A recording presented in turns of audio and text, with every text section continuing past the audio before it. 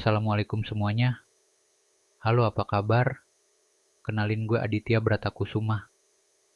Gue yang akan mengantar kalian semua melewati cerita-cerita seram karena kalian ada di channel pengendara malam.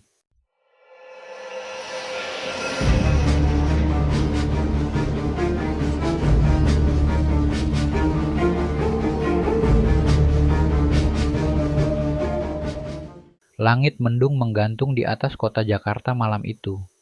Hujan rintik-rintik berubah menjadi deras, membasahi jalanan yang lengang. Aryo, seorang pengemudi ojek online, menepikan motornya di bawah jembatan layang untuk mengenakan jas hujan. Aryo sudah bekerja sejak pagi, dan meskipun lelah, ia harus terus menarik order. Istrinya, Rina, dan anaknya yang baru berusia 5 tahun, Dinda, menunggunya di rumah kontrakan kecil mereka di pinggiran kota. Biaya hidup makin mahal, dan Aryo tak punya pilihan selain bekerja lebih keras. Tiba-tiba, ponselnya bergetar. Ada permintaan perjalanan dari seorang wanita bernama Sari. Lokasinya di dekat pemakaman Tanah Kusir, sebuah kawasan yang sudah lama terkenal angker. Aryo merinding, tapi tarifnya lumayan besar. Dengan sedikit ragu, ia menerima pesanan itu. Setibanya di lokasi, seorang wanita berambut panjang berdiri di tepi jalan dengan mengenakan gaun putih yang basah kuyup. Wajahnya tertutup bayangan, tetapi suaranya terdengar lembut saat berkata, "Mas, bisa antar saya ke rumah? Saya kedinginan." Aryo mengangguk. Tanpa bertanya lebih lanjut, ia memberikan helm kepada wanita itu dan melajukan motornya ke arah tujuan. Hujan makin deras, dan sepanjang perjalanan, wanita itu diam saja. Namun, ada satu hal yang membuat Aryo merasa tidak nyaman. Setiap kali ia melihat ke kaca spion, bayangan wanita itu tampak samar, seperti kabut yang terus berubah bentuk. Ditambah lagi, udara di sekelilingnya terasa lebih dingin dari sebelumnya. Saat mereka melewati jalanan yang gelap, tiba-tiba suara pelan terdengar dari belakang. "Mas, jalan ini bukan rute yang aman.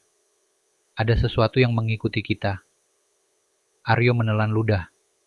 Ia tidak tahu harus menjawab apa. Namun, tiba-tiba mesin motornya tersendat, lalu mati mendadak. Lampu jalan berkedip-kedip, dan suara gemuruh petir menggema di langit. Ia mencoba menyalakan motornya kembali, tetapi sebelum berhasil, ia melihat sesuatu di kaca spion. Ada sosok hitam dengan mata merah menyala berdiri di tengah jalan, semakin mendekat ke arah mereka. Wanita di belakangnya tiba-tiba mencengkeram bahunya erat-erat. "Mas, jangan lihat ke belakang. Tetap fokus menyalakan motor. Kalau kita berhenti terlalu lama, kita akan dibawa oleh makhluk itu." Aryo panik, tapi ia mengikuti kata-kata wanita itu. Dengan susah payah, ia menyalakan kembali motornya, dan tanpa pikir panjang, langsung melajukan kendaraan secepat mungkin. Setelah beberapa menit yang terasa seperti seumur hidup, mereka akhirnya sampai di tujuan. Sebuah rumah tua dengan lampu redup di pekarangan. Wanita itu turun, lalu berkata, "Terima kasih, Mas. Maaf sudah merepotkan. Ini ongkosnya." Wanita itu menyerahkan uang kertas yang terasa dingin di tangan Aryo. Ia mengangguk tanpa berani melihat lebih lama. Saat Aryo bersiap pergi, ia melirik kaca spion sekali lagi. Wanita itu masih berdiri di depan rumah. Tetapi di baliknya, ada bayangan hitam tinggi dengan mata merah yang kembali muncul. Tanpa pikir panjang, Aryo langsung memacu motornya dan pergi dari sana. Sesampainya di rumah, Aryo langsung memeluk Rina dan Dinda. Hatinya masih berdebar kencang, tetapi ia berusaha tidak menunjukkan ketakutannya. Namun, saat ia mengeluarkan uang dari saku untuk diberikan kepada Rina, sesuatu yang mengerikan terjadi. Uang yang diberikan wanita itu berubah menjadi daun kering. Rina menatap Aryo dengan bingung. "Mas, ini apa?" Tanya Rina. Aryo tidak tahu harus menjawab apa. Namun, sebelum ia bisa berpikir lebih jauh, terdengar ketukan di pintu rumah mereka.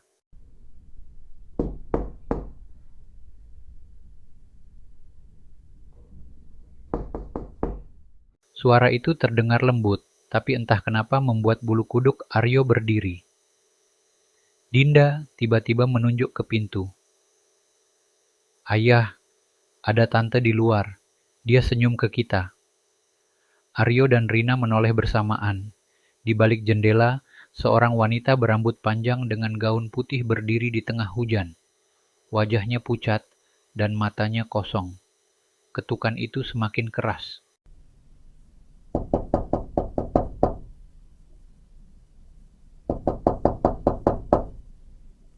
Gelap menyelimuti rumah Aryo, dan malam itu menjadi awal dari teror yang belum berakhir. Aryo merasakan jantungnya berdetak begitu keras. Keringat dingin mengalir di pelipisnya, meskipun udara malam itu begitu dingin. Ketukan di pintu semakin keras, seolah ada sesuatu yang tidak sabar menunggu. Rina menggenggam tangan Aryo dengan erat. Suaranya gemetar. "Mas, siapa itu?" Aryo tak bisa menjawab. Ia hanya berdiri kaku di tempatnya, tak berani bergerak. Dinda, yang masih polos, justru mendekati pintu sambil tersenyum. "Ayah, kenapa nggak dibukain? Tantenya kasihan kedinginan." Aryo langsung meraih tubuh kecil putrinya dan memeluknya erat. "Jangan, nak," bisiknya. Dari luar, terdengar suara pelan, suara yang dingin, dan menusuk ke dalam tulang. "Mas Aryo, tolong bukakan pintunya. Aku kedinginan." Aryo menggigit bibir. Itu suara Sari, penumpang terakhirnya. Tapi ada sesuatu yang salah. Ia merasa suara itu terlalu datar, terlalu kosong, seperti suara yang tidak berasal dari manusia. Ia menoleh ke Rina, lalu berbisik, "Matikan lampu." Dengan tangan gemetar, Rina memadamkan lampu ruang tamu, menyisakan rumah mereka dalam gelap gulita. Ketukan di pintu berhenti, sunyi. Lalu, ketukan itu berpindah ke jendela kamar. Dinda mulai menangis pelan. Aryo menggenggam tangannya erat-erat sambil membisikkan doa. Rina menangis dalam diam, menutup mulutnya agar tidak bersuara. Kemudian, terdengar sesuatu yang jauh lebih menyeramkan. Suara tertawa pelan. Hihihihihi. Aryo tidak bisa bergerak. Keringatnya mengucur deras. Lalu tiba-tiba, terdengar suara gesekan di lantai. Seseorang atau sesuatu sedang melangkah di dalam rumah. Tapi bagaimana mungkin? Pintu dan jendela masih tertutup rapat. Rina memeluk Dinda erat-erat, tubuhnya gemetar. Aryo menelan ludah, lalu memberanikan diri menyalakan senter ponselnya. Cahaya menyapu ruangan. Tidak ada siapa-siapa. Tapi kemudian, di sudut ruangan, di tempat yang gelap, sebuah bayangan tinggi berdiri diam, matanya merah menyala. Aryo membeku. Ia ingin berteriak, tetapi suaranya tertahan di tenggorokan. Bayangan itu mulai bergerak, mendekati mereka. Langkahnya lambat, tapi setiap gerakannya terdengar seperti sesuatu yang menyeret tubuh. Dinda semakin menangis ketakutan. Rina menutup mata, tidak berani melihat. Aryo meraih tasbih kecil yang selalu ia simpan di sakunya, menggenggamnya erat sambil membaca ayat suci. Allahu Akbar. Suaranya bergetar. Tiba-tiba, bayangan itu berhenti. Sesuatu dari dalamnya menggeram. Lalu terdengar suara seperti seseorang berbisik di telinga Aryo. "Ini belum selesai, Mas Aryo." Dalam sekejap, bayangan itu menghilang. Sunyi. Seolah tidak pernah ada apa-apa di sana. Malam itu, Aryo dan keluarganya tidak bisa tidur. Mereka duduk di ruang tamu, masih ketakutan. Pagi mulai menyingsing, dan matahari perlahan muncul dari ufuk timur.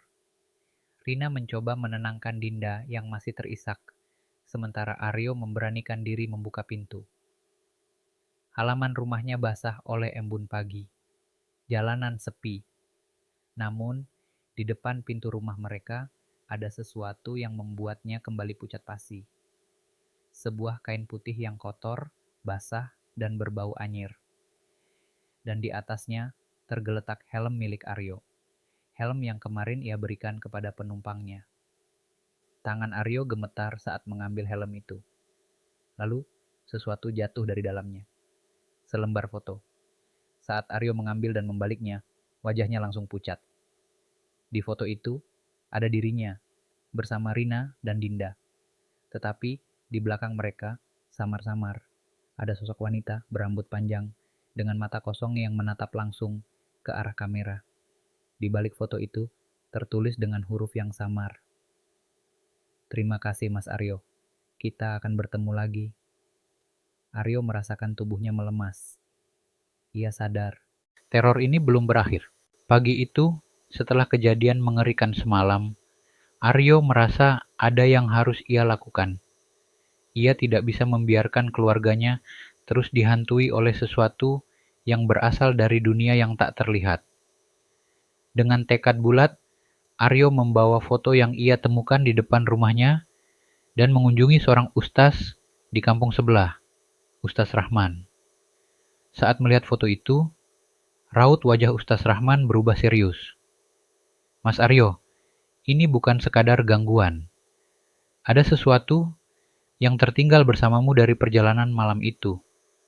Makhluk ini menganggap kamu berhutang sesuatu padanya. Aryo menelan ludah.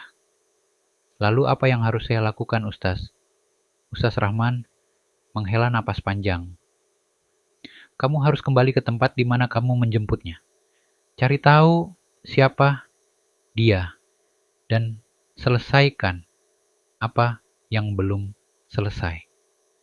Meskipun hatinya penuh ketakutan, Aryo sadar ini adalah satu-satunya cara. Ia tidak mau keluarganya terus diganggu. Malam itu, setelah berpamitan dengan Rina dan Dinda, Aryo kembali ke tempat di mana ia pertama kali menjemput penumpang misterius itu, dekat kuburan tua di pinggir kota. Hujan turun gerimis, suasana semakin mencekam. Namun, kali ini Aryo tidak sendiri. Ustaz Rahman ikut bersamanya, membawa air doa dan beberapa peralatan lainnya. Setibanya di sana, udara terasa lebih dingin dari biasanya. Angin bertiup pelan, membawa aroma tanah basah dan sesuatu yang lebih anyir. Dan di bawah pohon besar di tepi kuburan, Aryo melihatnya. Wanita itu, ia berdiri di tempat yang sama seperti malam itu, mengenakan gaun putih yang basah. Namun kali ini, wajahnya terlihat jelas, pucat, kosong, dengan mata hitam yang seperti lubang tanpa dasar. Mas Aryo, suara itu terdengar seperti bisikan dari jauh. Aryo berusaha tetap tenang. Siapa kamu sebenarnya? Kenapa kamu menggangguku dan keluargaku? Wanita itu tidak langsung menjawab. Ia hanya menunduk, lalu mengangkat tangannya, menunjuk ke arah kuburan di belakangnya. Dengan gemetar, Aryo dan Ustaz Rahman mengikuti arah telunjuknya. Di sana, ada sebuah nisan tua yang hampir tertutup oleh ilalang. Dengan susah payah, Aryo membersihkan tanah di atasnya dan membaca tulisan yang terukir di batu. Sari binti Kuswanto, meninggal tahun 1998. Jantung Aryo serasa berhenti berdetak. Penumpang yang ia antar malam itu sudah meninggal sejak lebih dari 20 tahun yang lalu. Sari berdiri diam, matanya mulai berkaca-kaca. Aku tidak ingin mengganggumu, Mas Aryo. Aku hanya ingin pulang. Aryo menatapnya dalam diam. Malam itu, aku hanya ingin ada seseorang yang bisa mengantarku pulang. Aku sudah lama tersesat di antara dunia ini dan dunia kalian. Dan sekarang aku ingin beristirahat. Ustaz Rahman segera membaca doa, memohon agar arwah Sari diterima dan diberikan ketenangan. Angin malam bertiup kencang, dan tubuh Sari perlahan memudar, seperti kabut yang diterpa sinar matahari. Sebelum benar-benar menghilang, ia tersenyum dan berkata, "Terima kasih, Mas Aryo." Lalu, ia lenyap, meninggalkan keheningan yang begitu dalam. Aryo menatap tempat di mana Sari berdiri tadi, merasa ada sesuatu yang berat terangkat dari dadanya. Ia menoleh ke arah Ustaz Rahman, yang tersenyum kecil. Sudah selesai. Dia sekarang sudah tenang. Malam itu, Untuk pertama kalinya dalam beberapa hari, Aryo pulang ke rumah tanpa rasa takut. Ia memeluk Rina dan Dinda erat-erat, bersyukur semuanya telah berakhir. Saat ia masuk ke dalam rumah dan duduk di kursi ruang tamu, matanya tertuju pada meja di sudut ruangan. Di sana, helm yang ia berikan pada Sari dulu masih ada. Namun, kali ini di dalamnya ada sesuatu yang berbeda. Sebuah amplop putih. Dengan tangan gemetar, Aryo membukanya. Di dalamnya ada uang dalam jumlah besar, cukup untuk membayar semua kebutuhan keluarganya selama berbulan-bulan. Dan sebuah catatan kecil yang hanya berisi satu kalimat, "Terima kasih sudah mengantarku pulang." Aryo menatap amplop itu dengan perasaan campur aduk. Mungkin kadang kebaikan yang kita lakukan tidak selalu mendapatkan balasan di dunia ini. Tapi malam itu, Aryo tahu satu hal pasti. Sari akhirnya pulang, dan ia serta keluarganya bisa hidup dengan tenang. Oke, itu dia ceritanya. Gimana menurut kalian? Coba komen di bawah. Dan buat kalian yang punya cerita horor dan ingin dibacakan, silahkan kirim email yang ada di deskripsi. Baiklah, terima kasih buat kalian semua. Jangan lupa bantu isi bensin pengendara ini dengan like, share, dan subscribe agar kami cepat membuat kisah berikutnya.